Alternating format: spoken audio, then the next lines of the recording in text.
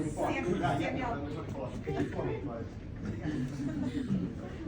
so my name is Jonathan Don.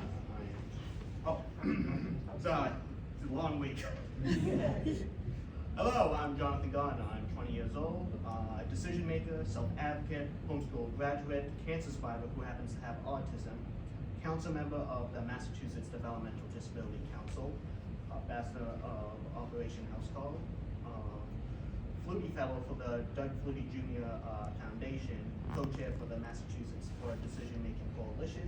I like video games, pro wrestling, anime, and helping others. I have many different types of supports and supporters to help me live my best life.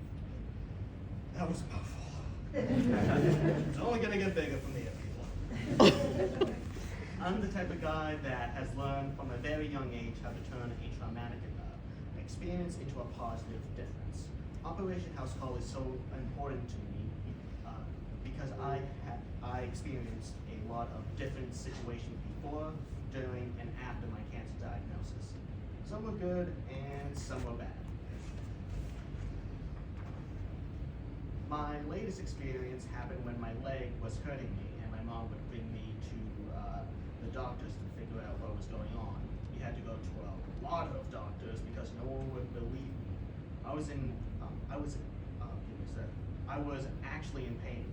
One of the doctors actually told my mom to bring me to a psychiatrist because they thought the pain was in my head and not real. I wish I just said to this doctor, show me I'm crazy, don't just tell me I'm crazy.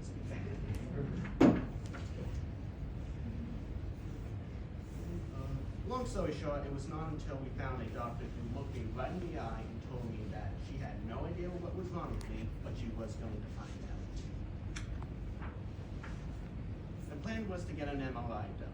Another long story short, it took a total of 3 MRIs because the people doing the MRIs kept saying to me, it must be the loud noise, and that is why you can't sit still for the test. When I kept telling them it was my back that was painful, they kept dismissing it. I just said, just knock me out for the test. And then that is when I was diagnosed with Ewing sarcoma. I actually would have been diagnosed 5 months earlier if my voice was listened to. There was just too much focus on the fact that I was autistic over me being a person in pain. Next, I met my medical team with my mom and my dad.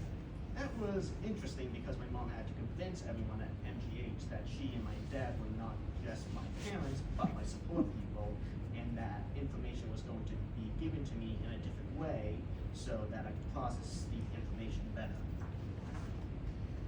Once my mom was able to convince them, we had the best relationship moving forward. My current team of doctors have become like family to me. They tell me that they are thankful to me for teaching them so many life lessons that make them better doctors and nurses.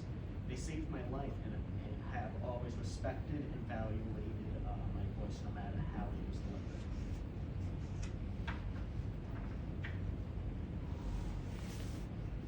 I feel so strongly that when a person that may happen to have a disability comes into the hospital and may present with a so-called behavior, that everyone needs to understand that people have behaviors because they're trying to communicate something. So please think about how you are going to communicate with your patients so that they can get the best possible care. I truly believe as human beings we are all different, whether you have a disability or not, and your voice matters. Everyone deserves to have the medical care they need. My plans for the future are to continue to live each day, be positive, and make others happy. I feel like things happen for a reason. Making connections, listening to your patients' voices, respecting your patients' way of receiving information. This all makes a huge difference and can be life-saving. Thank you. Okay with you? Do you want to go That's something that I like it when doctors do that I like when they know something is wrong with me. It's your turn, Jonathan, to speak. Yeah. I like it when doctors try to connect me as a human being instead of a patient. Like for example, I remember one time when I was in the hospital, I brought in some manga books, Japanese comics for people that don't know. Basically, and one of my nurses said, "Hey, is that a manga or something?" And I was like, "Yeah." And he asked if he could read some of it, and he was like, "Yeah." Great. Yeah. Perfect. Yeah. Great way to connect. So from there, we just read a couple of books and we just talked about it for a second, and then just something like as small as that can go a long way, honestly. Like I believe that can answer that question. Yeah, that's a Great great question. question. Decision making, which is something that he mentioned that his mom and dad are his supporters. And I think one thing we didn't get to hit on in class is how challenging it is, and you'll never go wrong that way, right? So I don't know, Jonathan, do you want to touch a little bit on supported decision making and how that works for you? Yeah, it's like I planned for this. Or All right, something. great. A lot of people like me have a guardian. I don't. Instead, I use something called supported decision making. Supported decision making is an alternative to guardianship where the person picks a group of people they trust to help them make decisions.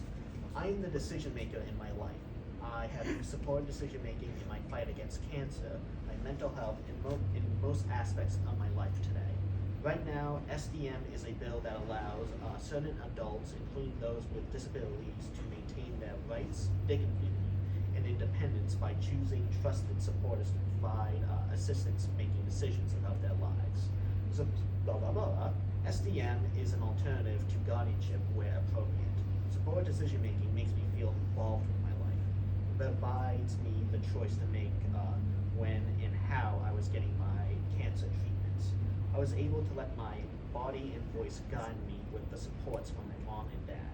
I did not have many choices when it came to having cancer, but at least I was able to control when and how I got through it. And also it's good for elderly people as well.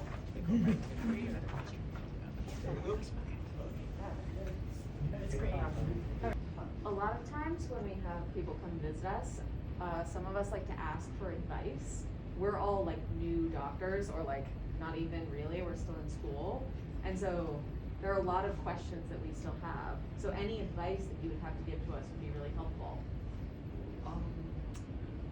Do you mind if I get this one first? No. Yes, please, Jonathan. You're ready to listen. This one would go for general, I would say. This is a lesson that my father taught me a long time ago. Treat people how you want to be treated. This goes for any patient with disability or without disability. I truly believe if you want to give the best possible care, you have to think, how would I feel in this situation, maybe, and how to help them in the best situation. Basically, just treating people with respect is what I would probably say now thinking about it. Great. It's great. Sam, you want to answer that too? Sure. Anything that doctors can do to make an appointment easier, better for you? Way the doctors can make it probably easier for better to me is if our dog is